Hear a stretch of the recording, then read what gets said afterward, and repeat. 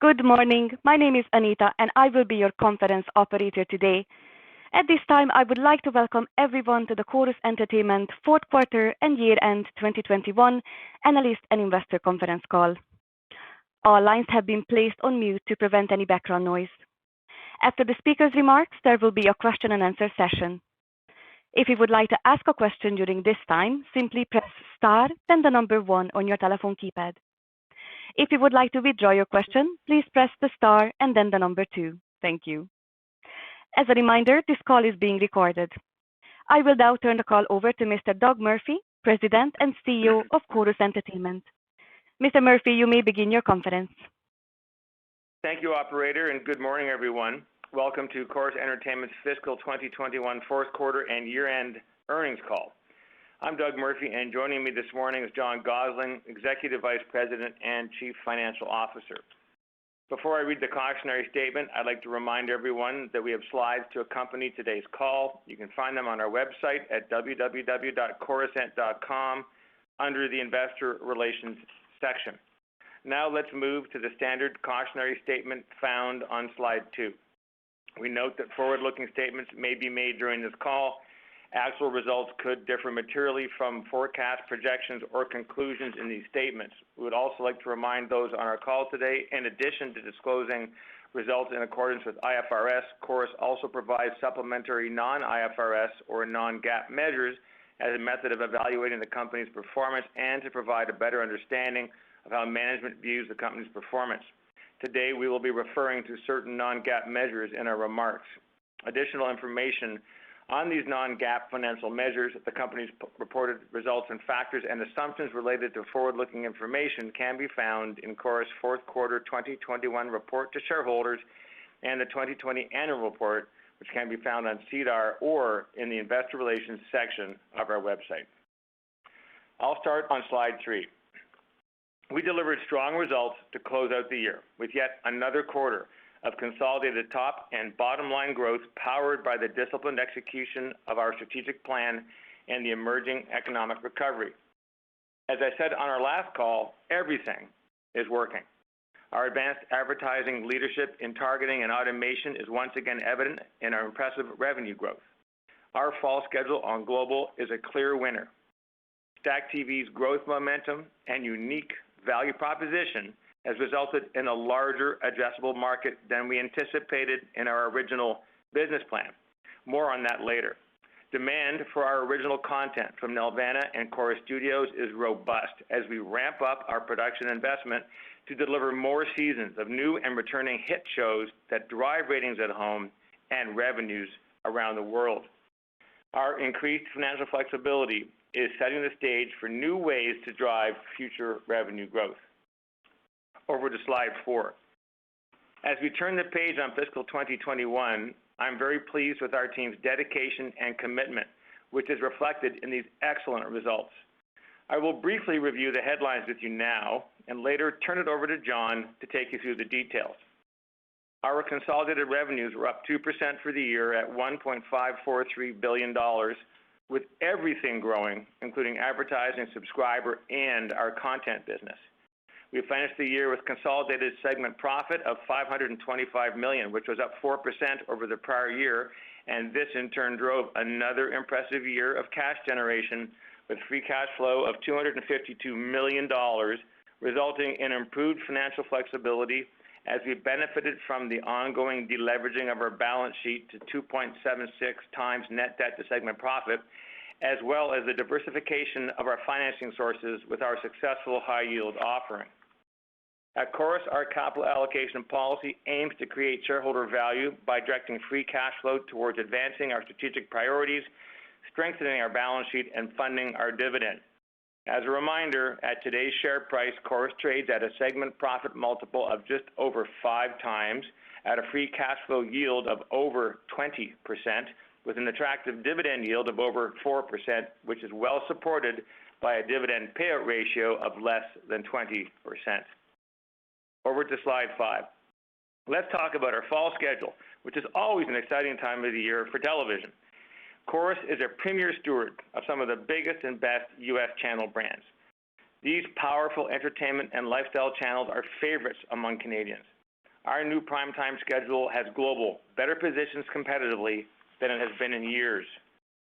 After a long hiatus, mega hit Survivor has returned to reclaim its spot as the #1 program, while returning drama 911 lands in the #3 spot. New series, NCIS Hawaii, FBI International, and the highly anticipated CSI Vegas are the top new shows of the season, with CSI Vegas on track to being the #1 new show based on its continuing strong premiere. On specialty, Peacock original series Dan Brown's Lost Signal and their new star-studded series Dr. Death, inspired by the true story of Dr. Dunch, are the #1 and #2 scripted specialty series this season to date. Further, Dr. Death drove impressive results on Stack TV, with over 2 million minutes streamed in its first week, providing and proving that big is still big. Next up at bat is the highly anticipated 2-hour concert event special, Adele, One Night Only, featuring an exclusive interview with Adele by Oprah. A prime example of how we can amplify great content across our portfolio. This special will be broadcast on Global and available to stream live and on demand on Stack TV and the Global TV app. Moving to slide 6. Corus is proud of our enviable roster of partnerships with the world's preeminent studios and content companies. Time and again, in this disruptive media and content marketplace, we have successfully managed to innovate with our partners to achieve mutually beneficial business outcomes that advance our collective strategies. Last Tuesday, Discovery Inc. announced the launch of Discovery Plus in Canada.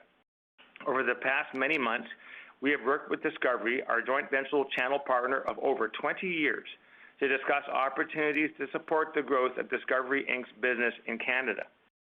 Our collaboration was multifaceted as we addressed the launch of Discovery Plus, the long-term opportunities for our highly differentiated channels joint venture, which includes Canada's HGTV, Food Network, Cooking Channel, and DIY, our own Canada relationship, and new innovative growth opportunities to put more content in more places.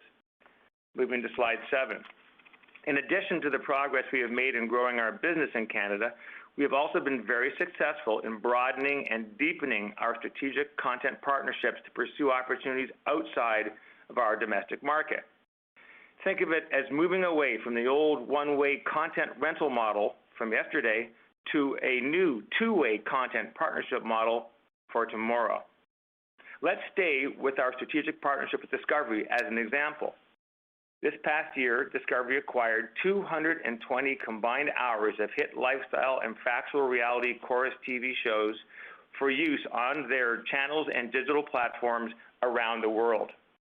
Red Knot, Nelvana's joint venture with Discovery Kids Latin America, greenlit 2 shows last year, Super Wish and Agent Binky, Pets of the Universe, while development began on a second season of the Dog and Pony Show. These shows are broadcast on each partner's networks while also being sold around the world.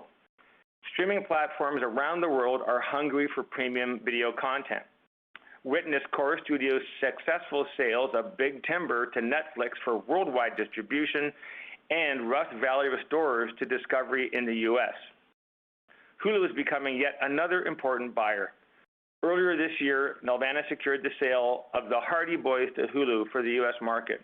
Further, we landed our largest distribution deal ever this past April, selling 200 episodes of premium Corus Studios content to Hulu. And this year is off to a great start with Hulu coming back for more.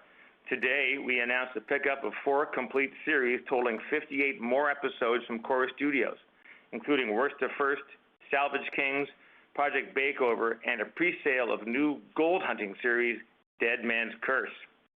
Nelvana also just announced its sale of live-action series The Hardy Boys to Disney for distribution on Disney Plus in international markets outside of the U.S. and Canada. This is a great feather in Nelvana's cap as we celebrate our 50th anniversary, an incredible milestone for a world-renowned animation studio. Last year, Nelvana garnered not 1, but 2 Daytime Emmy nominations for The Hardy Boys, and with another Emmy nod, Esme and Roy. This is truly a testament to our success in building world-class franchise IP. Last week, Nelvana, along with our partners Spin Master and TMS Entertainment, announced the green light of Season 4, Bakugan Evolutions. Kids around the world are getting back to the playground and rediscovering the joy of play with the Toyota collectible brand. Our content teams have done a tremendous job in building up the business, which plays an important role in our growth narrative, delivering 13% growth last year. The year ahead looks to be no different as we ramp up our investment in content. Nelvana has more than 30 projects in development and production, while Corus Studios has 24 series in production, roughly half of which are additional seasons of existing hits. Corus Studios is now recognized around the world as a go-to producer of unscripted content that drives audience engagement and revenues. Moving to slide 9. Stack TV just keeps getting better. Just last week, we unlocked an exciting new revenue stream from Stack TV. Corus began dynamically inserting advertising during Stack TV video-on-demand content viewing. 60% of all viewing on Stack TV is on demand, and up until now, we have not been able to monetize those audiences. Now we can. Corus is the only Canadian broadcaster with DAI capabilities within Amazon Prime Video, which will provide a unique opportunity for advertisers to deliver targeted ads against premium long-form video content within the Amazon marketplace. Let's talk about the other side of that coin, if you will, in that the remaining 40% of all viewing on Stack TV comes from our live linear TV feeds. These audiences enjoy the timeless experience of lean-back TV viewing, brought to you by the streaming universe. That viewing is measured by Numeris and captured in our total TV audience delivery measurement. As I said off the top, everything is working. And with that, I will turn it over to John to discuss our Q4 and year-end results. John? Great. Thanks, Doug. Good morning, everyone. I will start on slide 10. This past year, we jumped on an opportunity to diversify our sources of financing, resulting in the successful issue of $500 million of 5% senior unsecured notes due in May of 2028, an offering which was very well oversubscribed. We followed this with the amendment and restatement of our bank credit agreement, extending the maturity date to May 31st, 2025, and using the net proceeds from our notes to pay down bank debt. This was an important step on our road to increased financial flexibility. Our strict cost management and balanced capital allocation approach enabled us to use our strong free cash flow along with the net proceeds of the notes issue to repay approximately $651 million of bank debt in the year. At the same time, we invested in the business to drive future growth and return cash to shareholders at an attractive dividend yield. Our new leverage target of under 2.5 times net debt to segment profit introduced back in April is coming into view. We ended the year with leverage of 2.76 times, which is down significantly from 3.18 times at the end of fiscal 2020 and 2.82 times at the end of the third quarter. As Doug mentioned, achievement of this leverage target will open up new options. I'd also like to highlight that this morning we declared a dividend of 6 cents per Class B share payable in December of 2021. Moving on to slide 11 and a review of our fourth quarter and year-end consolidated results. Corus closed the year with strong momentum, reporting consolidated revenue of $361 million for the quarter and $1.543 billion for the year, representing increases of 13% and 2% over the prior year periods, respectively. Consolidated segment profit of $103 million for the quarter and $525 million for the year benefited from our top-line growth and was up a significant 9% and 4%, respectively, versus the prior year. Estimated government wage subsidy has almost entirely wound down, representing approximately $1 million in the quarter compared to almost $18 million in Q4 last year. For the year, estimated wage subsidy and regulatory relief was approximately $22 million compared to approximately $35 million last year. Consolidated segment profit was negatively impacted by an increase of $2 million and $13 million in share-based compensation expense in the quarter and year, respectively, as a result of a stronger share price. We delivered a strong consolidated segment profit margin of 28% for the quarter and 34% for the year. That's down from 30% in the prior year quarter, but up from 33% in the prior year. Net income attributable to shareholders for the quarter was $20 million, or 10 cents per share basic, and $173 million, or 83 cents per share basic for the year. Our free cash flow of $35 million and $252 million for the 3 months and year ended August 31st, 2021, respectively, was down from $87 million and $296 million in the prior year quarter and year, and that was in line with our expectations. Now, just a reminder, the prior year quarter and year benefited from government relief measures, including the cash income tax installment holiday and lower programming rights payments due to COVID-19 related programming delays and cancellations. And that was somewhat offset by wage subsidy receipts this year. Specifically, cash income taxes increased $31 million and $74 million in Q4 and for the year, respectively. All right, let's turn to our TV results for the fourth quarter and the year as detailed on slide 12. Overall, TV segment revenues were up 12% over the prior year quarter and 3% for the year. That was driven by a 21% increase in television advertising revenue for the quarter and 2% for the year. This is an excellent result reflecting solid execution of our strategic plan and ongoing advertising recovery throughout a year impacted by COVID-19 restrictions. The ability of our networks and sales teams to successfully balance rating supply with advertising demand to maximize the value of our inventory is also a key to our success. Importantly, our strong fall schedule and the emerging economic recovery is setting us up nicely as we kick off our new fiscal year. The positive impact of our streaming platforms, now with more than 675,000 paying customers, has become increasingly evident, driving notable growth in subscriber revenue of 3% in the quarter and 1% for the year. StackTV TV in particular is fueling this important recurring revenue as awareness and interest builds. The investments we are making to grow our content business are bearing fruit in a meaningful way, as reflected in these results. We've yet again delivered strong gains in merchandising, distribution, and other revenues, up 9% for Q4 and an impressive 13% for the year compared to the prior year periods. In the quarter and year, the gains were primarily driven by increased licensing sales of Corus Studios content, strong animation software licensing sales at Toon Boom, as well as growth at Nelvana. TV expenses in the fourth quarter increased by 13% over the prior year as program deliveries normalized compared to delayed deliveries in the prior year and the widespread pandemic-related production hiatus, while TV expenses for the year were consistent with last year. Our increased G&A expenses in the quarter primarily reflect reduced wage subsidy benefits of just over $1 million compared to $14 million in the prior year quarter, as well as increased variable compensation costs commensurate with the revenue improvements. Overall, TV segment profit increased 9% in the fourth quarter and 4% for the year compared to the prior periods, as increased revenues outpaced expense normalization. TV segment profit margins of 33% for the fourth quarter were consistent with the prior year quarter, while up to 38% for the year compared to 36% last year. As we mentioned last quarter, we are embarking on a necessary path to return Corus to a more normalized programming cost structure. The CRTC recently denied the Canadian Association of Broadcasters application for Canadian Programming Expenditure, or CPE, relief on spending that was not able to occur due to the production hiatus caused by the COVID-19 pandemic in 2020.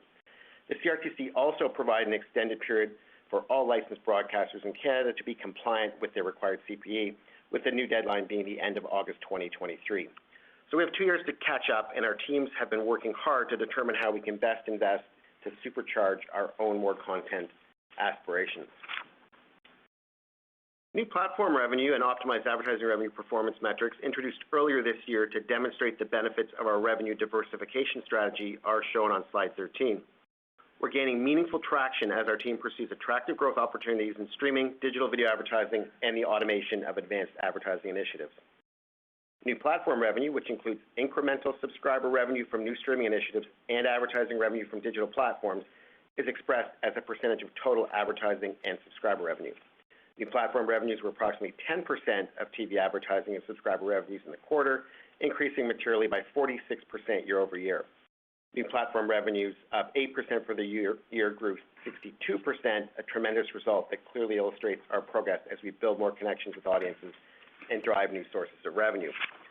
Corus is at the forefront of changing how TV is sold. Over the last 5 years, we've invested more than $50 million in transforming how we sell television, which has vastly improved our data insights and targeting capabilities and is driving these results. Optimized advertising revenue, expressed as a percentage of TV advertising revenue, demonstrates our progress on this transformation. Included are revenues contributed from audience segment selling, as well as from our Cinch automated buying platform. Optimized advertising revenues represented approximately 34% of total TV advertising revenue in the fourth quarter, and that's up from 21% in the prior year quarter. Optimized advertising revenues, 31% for the year, grew by 43%, as more and more advertisers realize the benefits of data-driven insights and targeting as an integral part of their campaigns. In absolute dollar terms, This represents more than $260 million of TV advertising revenue in 2021, and we expect this to grow. Now let's turn to radio results as outlined on slide 14. It's great to see the rebound in radio segment revenues. We delivered a 32% increase for the quarter, with revenues down 6% for the year. The broad improvement across key advertising categories is very encouraging. We still have a ways to go as radio continues to be disproportionately impacted by pandemic-related restrictions on local businesses, but we are still outperforming the market in English Canada. Our rank position in several key markets remains strong, and we are well positioned as local businesses continue their road to recovery. Radio segment profit increased to $4.3 million in the quarter, driven by revenue improvements as we continue to navigate the challenging market conditions, while down to $14.2 million for the year. Segment profit margin increased significantly to 17% from 6% in the prior year quarter and was down slightly to 15% compared to 16% in the prior year. We continue to diligently manage costs as we progress through the recovery. So, to recap, fiscal 2021 ended with very strong momentum. We are encouraged by the growth across all of our revenue streams this quarter. Our strong fall schedule positions us for a great start to our new fiscal year. We are taking meaningful steps to advance our strategic plan, furthering our leadership position in advertising innovation, expanding our streaming business with unique offerings like Stack TV, and leveraging our Corus advantage to create new international revenue opportunities. Our improved balance sheet provides us with the increased financial flexibility, enhancing our ability to create future value. And in sum, as evidenced by these strong results, we are moving in the right direction. With that, back to you, Doug. Thanks, John. Finally, over to slide 15. I want to take a moment in my concluding comments to spotlight three important parts of the Corus investment thesis that are foundational to our goal of achieving consolidated revenue growth year over year over year. The first item I wanted to spotlight is what we have described as our Corus advantage.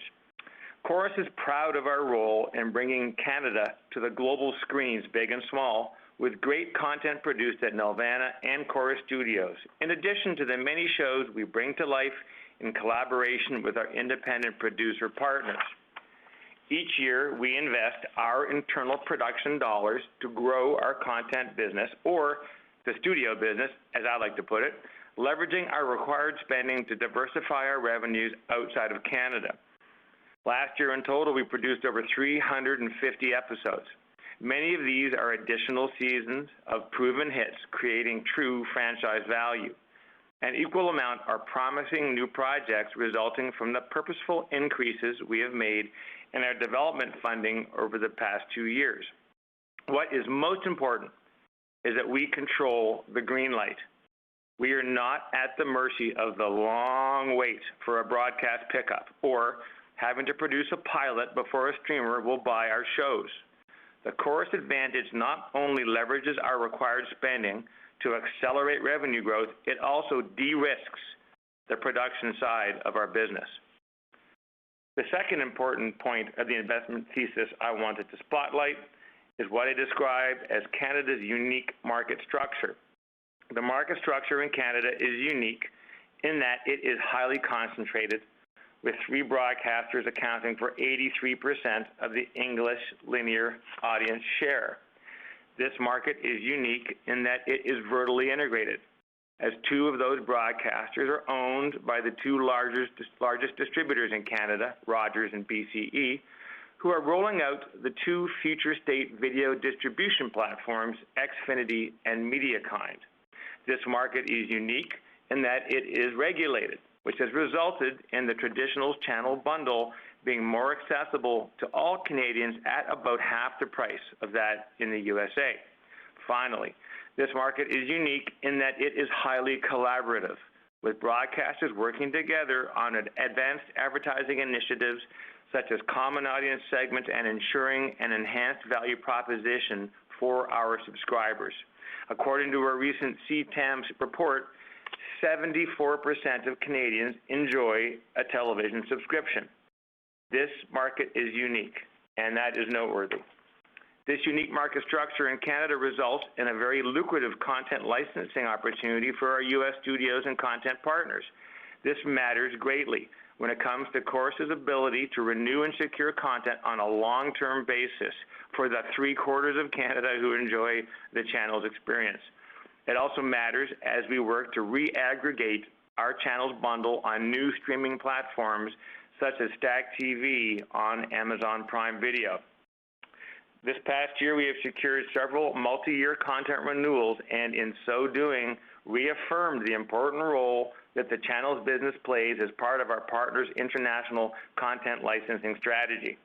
I will describe it this way. This is not an either-or proposition for them. It's all about the and, as they seek to ensure their content is available to the widest possible audience and optimize their economics. I'd also add that, in addition, not all of our partners have the scale to launch a global SVOD OTT service, and for them, Corus provides an attractive content licensing alternative. Now, to my third and final spotlight.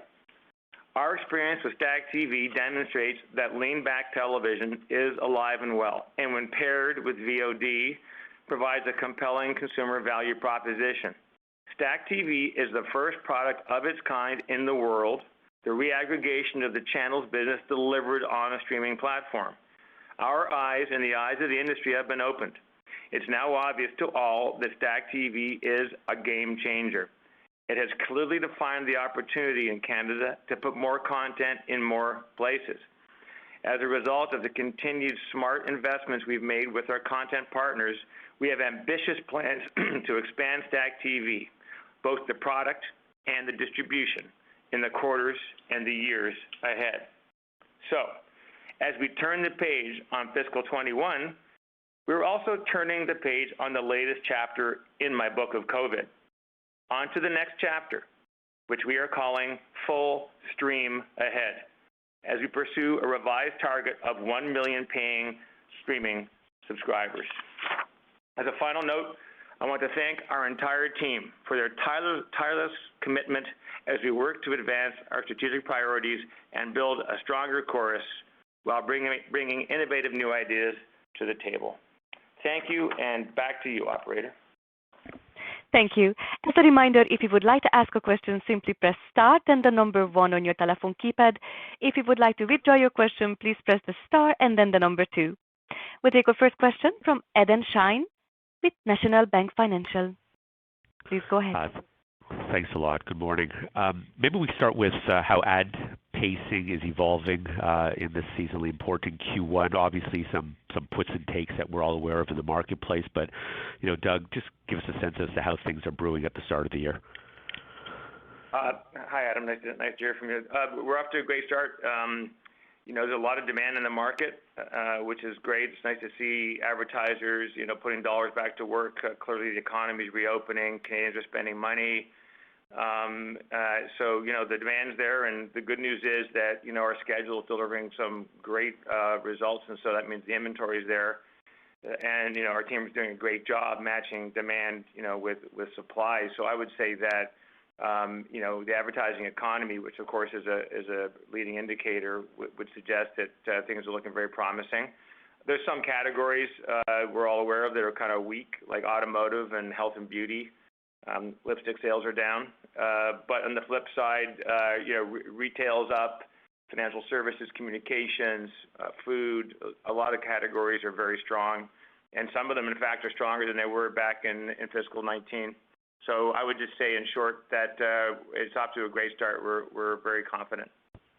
Can you try and size for us the opportunity of this, ad insertion in regards to Stack? I know it's early days. It's just off to a debut a week ago, but just to give a sense as to what the potential is here. I would say it's sort of single-digit millions this fiscal, but that should have a nice growth trajectory. Just be given the opportunity to monetize additional digital inventory. So I think that's kind of out of the gates. That's what I would just give you guidance there, and I would expect that to grow handsomely in the coming years. Okay, and maybe just lastly for you and John, I mean, you started off some of this session, talking about obviously a stock that you deem to be undervalued, as I think a number of us on the call also share that view. But then John later on also acknowledge that you appear to be rather committed to getting leverage down below 2.5 times. So net of all that, does that suggest that the capital allocation strategy doesn't necessarily change per se, and that we're not necessarily going to see any aggressive moves on a buyback during the course of this year? Yes, that's a good characterization, Adam. I mean, we have a long list of internal organic investment opportunities that we're considering, and leverage continues to be a target to reduce while we fund that dividend. So I would say share buybacks are not in the picture. Absent a big market event, where we get some return to 0809, but none of us wishes that on anybody. So I think we got a plan. We're going to execute the plan, and that will be both the combination of investing in strategic priorities and deleveraging the balance sheet. Great. I'll leave it there. Thanks a lot. Appreciate it. Thanks so much. Thank you. We'll take our next question from Vince Valentini with TD Securities. Thanks very much. I have 3 questions. I'll hit them with you one at a time. So sticking with advertising, Doug, the categories that are weak, we all know of, but you obviously have a limited amount of inventory, and there seems to be very good demand from other categories.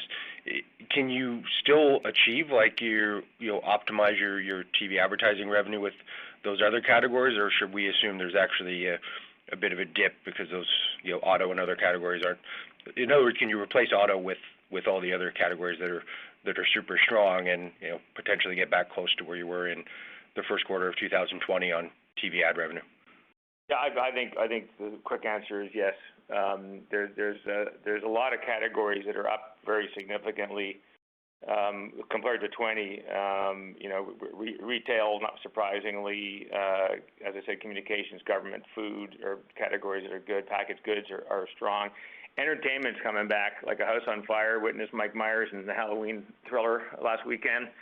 So we're happy to see Canadians going back to cinemas, and that's late breaking money, which comes at a good CPM. I think the other thing I would just say is that because of the competitive and relative performance of our schedule and the demand, the pricing environment is encouraging for us. So those things kind of set up, I think, a strong start to the fiscal. So getting back to first quarter of 2020, so the fall of 2019, getting back to those levels is a possibility? I think we're within striking range. I think a few more things have to break in our favor, but I would say that the team's doing really good work, and once again, it's a team effort with the programming group putting up some fantastic shows and running a great schedule, and then the revenue team doing some really smart management of the inventory to ensure that we maximize our economics and that of our advertising partners and agencies. Okay, great. Second question. Sorry, Vince, just before we leave that, if you step back at TV overall, so all 3 revenue categories, because we've got some good growth in subscriber and the other line, I think that's definitely within sight. Yeah. Thanks, John. Second question, probably for you as well, Doug, is these recent partnerships you're doing, as you say, 2-way content partnerships as opposed to just renting content, and obviously Discovery Plus was the big recent one. Is it a key objective of yours in these partnerships to extend the duration of making sure you have good U.S. content locked up? And can you tell us, is that maybe part of how you've approached recent negotiations? Yeah, 100%. Okay. Yeah, for sure. I mean, basically, we establish ourselves as sort of as we said before, the preeminent brand steward and indispensable local market partner. And so, each conversation with each partner is bespoke to their strategies. And, our objective is, of course, is to sustain the resiliency of the channels business, both the traditional set-top box delivered channels business, but the emerging new reaggregation of the channels business on streaming platforms, which is the big note of this call. And so in these conversations, it's both about term extension and rights expansion to the extent that it's possible, and that's what we strive for. So any cynic who would have said the Discovery Plus announcement is basically just, you're selling them advertising so they can promote their streaming service, that's not correct. It's more of a comprehensive negotiation and deal that would have included some wins for you as well. 100%. It's an expansive, multifaceted win-win arrangement. Thank you. And last question, John, you mentioned having to catch up on CPE by August 2023. Is there any expectation as part of that I think it was a 25% cap you used to have on how much of the CPE you're allowed to own the distribution rights and IP rights for. Is there any expectation that 25% gets lifted over the course of this 2-year period so that you have to invest more, but you actually can invest wiser and keep some of the content rights as you spend more on CPE? Yeah, you're thinking of the P&I or Programs of National Interest requirement, Vince. So that's a subset of the 30% CPE, and then what you're talking about is a subset of that. A percentage of that has to be independent. We're operating right now under our current license conditions, and that's our assumption going forward. We don't have the current license, which expires at the end of this fiscal. That has not been renewed, so we don't know what the terms of that might be, but we're expecting things to look similar in the short term. I would add just on that clearly, we're proud of the content we make with our producer partners on the P&I segment. Some recent examples: Family Law is a big hit in our schedule. Most recently, Nurse's Departure. Some more examples of those. So those are schedule builders for us. And then, of course, we strive to make as many shows that we can own and monetize globally, and that's evident in the phenomenal success we've had this past year on Corus Studios. Thanks very much. Thanks, Vance. Thank you. The next question comes from Jeff Fan with Scotiabank. Thank you. Good morning. Just to follow up on Vince's question about the studio partnerships, am I correct in interpreting that the recent deal you announced included some extension of the terms related to that particular partner? Wondering if you can just give a little bit more detail around that. And then on the content side, sorry, Doug. Sorry, go ahead, Jeff. Yeah, so the second question was just regarding the distribution revenue outlook. You had a tough comp this quarter, and it looks like you still was able to generate decent growth. And for the year, that line actually grew nicely, double digits. Can you give us a little bit of color on how you think about that, given the content pipeline that you have, and also in light of John's comment about total revenue growth for next year? Thanks. So the quick answer is that term extensions are a key piece of those conversations, and so yes, but we're not going to tell you the details on the term. But suffice it to say, we're very pleased with the outcome. And in terms of the content business, I think what you're seeing here is, as I said before, we invested a lot more money, relatively speaking, in development a couple of years ago to kind of stoke the fire of Corus Studios in Nelvana. And Corus Studios in particular has really established itself as a different kind of unscripted lifestyle and factual reality producer whose content are being snapped up by streamers and broadcasters around the world. So basically, we're just trying to ramp that business up big time because the content is highly consumable. We can produce and turn it pretty quickly. Animation takes 3 times as long in Nelvana, relatively speaking. And then the great thing is, and the note I'm really trying to make here on my 3 spotlights, and I would encourage all of us on the call to just reflect on those. But the one around Corus Advantage is, yes, the decision on CPE was somewhat unexpected, and one could discuss that, but it plays directly into our strategy to supercharge our content business. And so, in many ways, we're going to invest to extend multiple seasons of proven hits, whether or not it's Island of Bryan or other shows like that. That's fully within our control, and we have established, kind of customers around the world that want more. So it really sets us up to continue the momentum we've seen on the content business in the years ahead. John, I'm not sure if you want to add anything further. No, other than just my normal caution, Jeff, that that line can be a bit variable from quarter to quarter. So it's it's very much driven by deliveries and deals getting across the line. So we've our content team has just done an outstanding job in 21 to keep that growth going. I think you noted that we've had some pretty tough comps to show growth versus compared to 2020. So that would be my only comment. Is the variability is always going to be there, but we'll try to smooth that out as much as we can. I would just make another comment just while we're at it, to not lose sight of and we don't break it out specifically, but the Toon Boom business in Montreal is having spectacular growth. With the demand for animation being so strong, and Toon Boom's preeminent position as the leader in two-dimensional animation software, the picks and shovels business is really very helpful too. Just to follow up, and I may have missed this, Doug, do you have any metrics on shows that are in development going into next year currently versus where you were perhaps a year ago? And then just on the opportunity, it sounds like you're not buying back any shares. So are there opportunities to accelerate this content development, given Corus Studio has the brand, has the relationship to be able to accelerate it and make this even a bigger opportunity for you?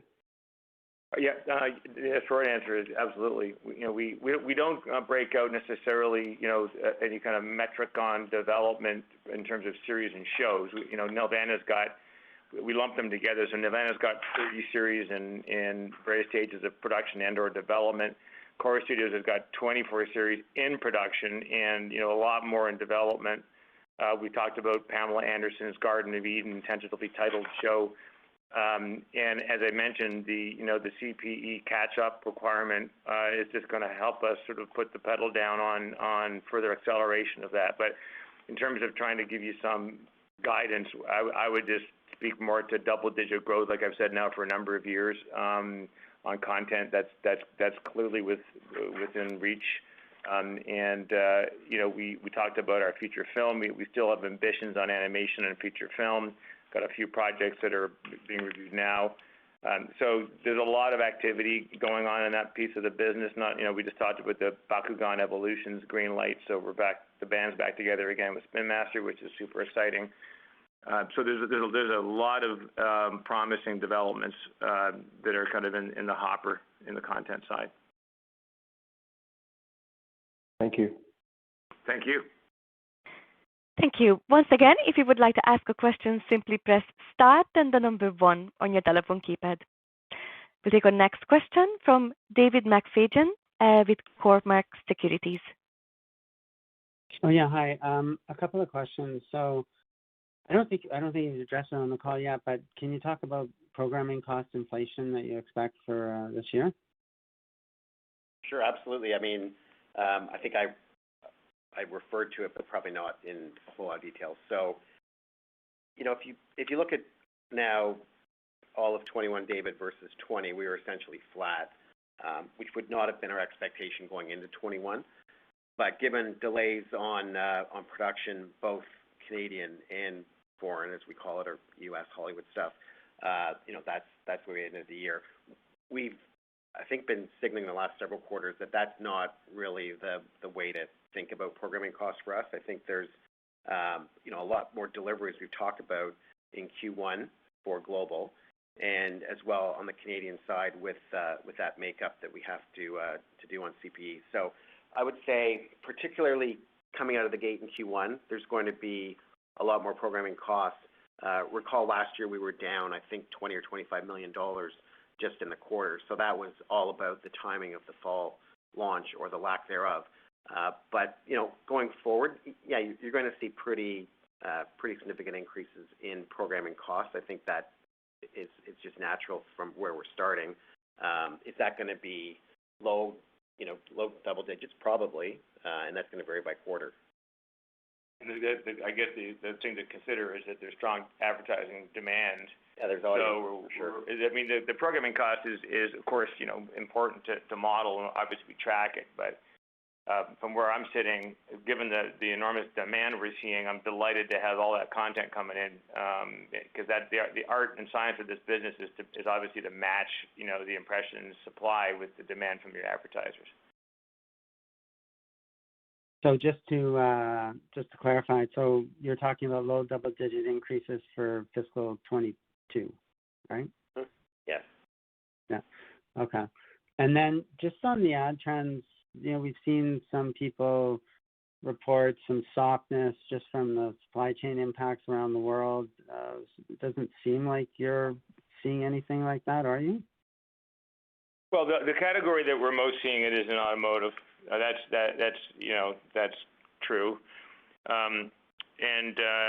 Toys so far is not catching up. I think the toy business is clearly affected by the container ship issues. Those are the two obvious supply chain affected. The health and beauty is more behavioral. People just aren't buying certain types of products they used to buy, and they're not going to the office as much, so they don't need the usual health and beauty products. Okay. And then, John, what do you think the corporate expense would be this year now? And I assume there's no government subsidy going forward, right? Yeah, I mean, that was a big factor, obviously, in 21, that coming out, especially in Q4. It's always very difficult to predict the stock-based compensation, obviously, given the way the stock price can move around. But I think, I'm just trying to pull up the number for 21. I think, look, probably the best assumption is that it's relatively similar to what it's been. That does vary by quarter, but I think if you look at it similar to 21 plus or minus a few $1 million, that's the best way to think of it. Okay, but 21 didn't 21 have a lot of government subsidy offsets in there? I wouldn't say a lot, but there's definitely some. But on the other hand, it had a very high amount of stock-based comp, right? We were, for the full year, we were at almost $18 million of stock-based comp, which I would consider to be high versus what I would think is normal, right? And of course, you saw in 20 the exact opposite; it was quite low. So it's jumping around with the stock price, and that's what makes it hard to really predict. Okay. All right. Thank you. Thanks, David. Thank you. Mr. Vince Valentini with TD Securities has a follow-up question. Please go ahead. Yeah, thanks. I just wanted to clean up a couple of other loose ends if there's no other questions. There's a venture capital gain of $34.5 million US that you achieved in September. Can you give us a bit more color on what that was? And I assume that's just cash in the bank now?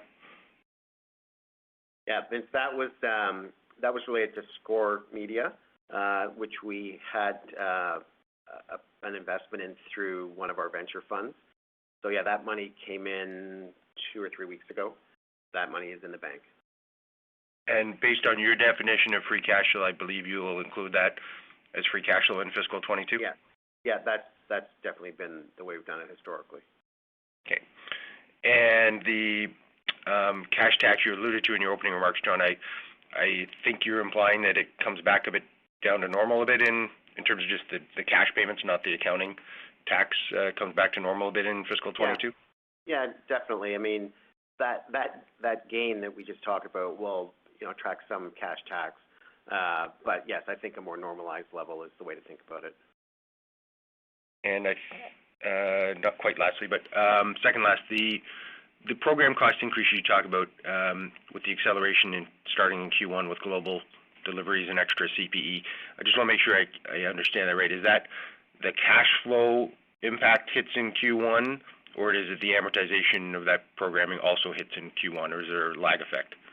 There's a bit of a lag. It will be both, but the amortization impact will definitely come because those shows on Global are expensed as they play, and we're obviously seeing strong deliveries right now through these launches. Okay, and DAI, the mid-single-digit revenue from ad insertion on Stack, would you count that as part of the optimized advertising revenue, or is that just part of the new or the 10% number? That's the new platform. That's the new platforms. Even though it's advertising revenue sold in a different way, you don't call that optimized advertising revenue. Okay. No, the optimized is the audience segment selling and the cinch automation. So that's how we break that apart. So the new platform includes digital advertising. So when we get to addressable, that I know the industry is trying to work towards, what category is that going to go in? We'll get back to you on that one.